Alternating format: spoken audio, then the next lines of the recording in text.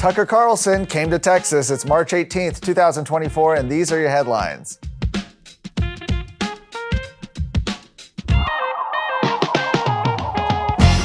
That's right. Conservative commentator and journalist Tucker Carlson took a break from interviewing world leaders and other newsmakers to speak at a fundraiser for the Tarrant County Republican Party on Sunday, focusing on the invasion at the southern border and firing shots at Governor Greg Abbott in the process. The former Fox News host kept his remarks brief, but pointed as he described the outpouring of illegal aliens since President Biden took office to the sold-out crowd at the stockyards. Tucker Carlson has been critical of Governor Abbott's handling of the border invasion in the past. His remarks yesterday showed he hadn't really changed his tune. He said, "I know that I'm at the Tarrant County Republican Party event, so I don't want to attack the governor who's a Republican." He said he probably would have voted for him over his Democrat opponents. He went on to say, "I just have to say that I don't understand how you can be the governor of a state in 2020 and get invaded and not do anything about it." When later asked by Tarrant County Republican Party Chairman Beau French to rate the governor's performance handling the border crisis, Carlson said, "Neville Chamberlain will get a fair shake when judged by history." Ouch. Carlson also took aim at former South Carolina Governor Nikki Haley. He said, "I know Nikki Haley well enough to have contempt for her." His remarks also centered on a recent theme in his own reporting, the spiritual battle taking place in America.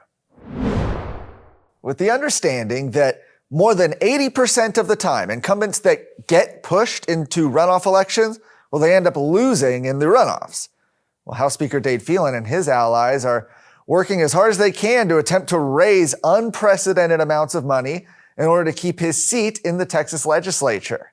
And according to sources close to the campaign, Phelan is relying on the campaign connections of former Governor Rick Perry in a last-ditch effort to win his House District 21 in Southeast Texas. Rick Perry, who's now a lobbyist in part for the gambling industry, well, he's emerged as one of Phelan's top cheerleaders. He was out at the polls with him. He was holding signs. He's held campaign events for him in his district.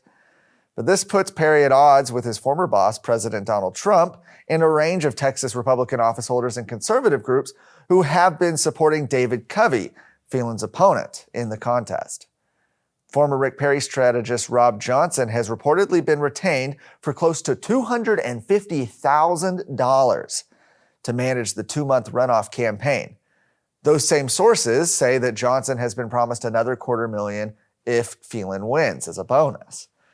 And it's believed that Johnson's role will be announced by Phelan's campaign at a fundraising event at the Austin Club. That's a club close to the Capitol. It's a big donor lobbyist meeting spot.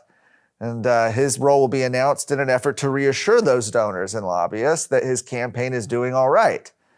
Other operatives from Perry's network are being approached for roles ahead of the May 28th runoff. Not everyone apparently is willing to take the paycheck. One source told Texas Scorecard several political operatives turned down roles for any money, knowing the downside of a high-profile loss would be that they might never be able to work in Texas again. Why get your news from people who don't share your values? Get news stories from Texas Scorecard. We provide real news for real Texans. Go to texasscorecard.com today. Lastly, 3 employee resource groups focusing on anti-racism, transgender issues, and LGBTQ matters have kept the Denton-based University of North Texas at the center of an ongoing debate about DEI in higher education. Now, a new investigative report by our own Robert Montoya and Quinn Sullivan show that the university appears to be complying with the new state ban on DEI in higher ed, but there's still more room for reform. In June of 2023, Governor Abbott signed into law a ban on Texas's public universities, establishing DEI offices using DEI criteria in their hiring practices, or requiring employees to attend DEI trainings. This is Senate Bill 17. However, the restrictions do not apply to academic instruction, student organizations, admissions, guest speakers, or scholarly research. UNT had shut down explicit DEI-related efforts in compliance with the new law. The universities also shut down the website for the Center for Belonging and Engagement, their replacement for their Division of Institutional Equity and Diversity. These actions showed the university is capable of reform, but The remnants of these programs are now scattered throughout the university, warranting ongoing scrutiny by watchdogs and the media. You can find out more about this investigation and the news of the day at texasscorecard.com.